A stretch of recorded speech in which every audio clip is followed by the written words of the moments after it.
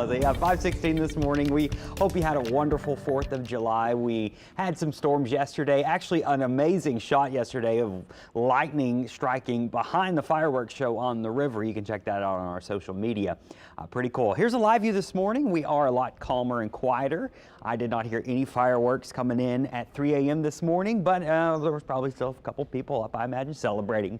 Temperature-wise, 70s and 80s. Nothing out of the norm there as you walk out the door this morning, but we are dry at the moment. That will probably change. I do have a 60% chance of thunderstorms as we go through this afternoon. High temperatures before the rain kicks in will be closer to maybe the low to mid 90s, so it'll be hot and a bit humid. Hour by hour, you can see we will see our rain chances go up, and once we get into around noon and onward, we'll have some scattered storms around the area. And like any given summertime day, you may get hit, you may miss it. It really is that simple.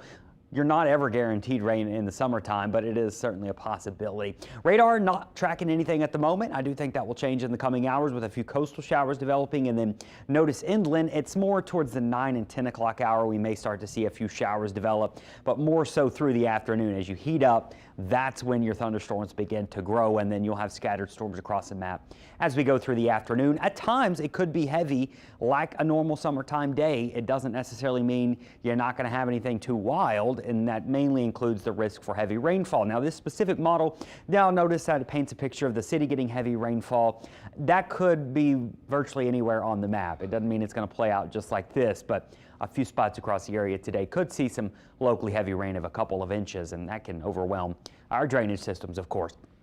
Rain chances will continue to stay elevated for the next couple of days, but into the weekend and early next week, our rain chances will start to decrease, but I still think we're going to have at least a few thunderstorms around. And the great news is, well, we're trading the extreme heat for rain, so our temperatures are more seasonal in the low 90s. 91 is our average high.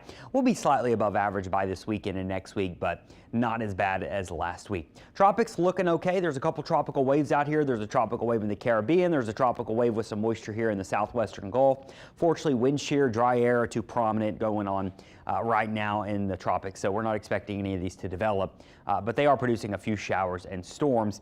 Main story in the tropics is actually dust. We've got a big plume of Saharan dust heading to the U.S. It probably won't be much left of it once it gets here, but a little bit of haze by the end of the weekend there, thanks to the dust, and then another plume coming out behind that one, and that coupled with the dry air and the wind shear, we're not expecting the tropics to really do much over the coming week or so. So you can rest easy knowing the tropics aren't going to do anything too wild for a little while longer. Of course, August and September, that's when things really start to ramp up out there. 7-day forecast, we'll be watching for scattered storms each day. Main thing to watch for is that risk for locally heavy rain. The great news is we've been so dry, we can actually handle a little bit of rain, and it would certainly be beneficial.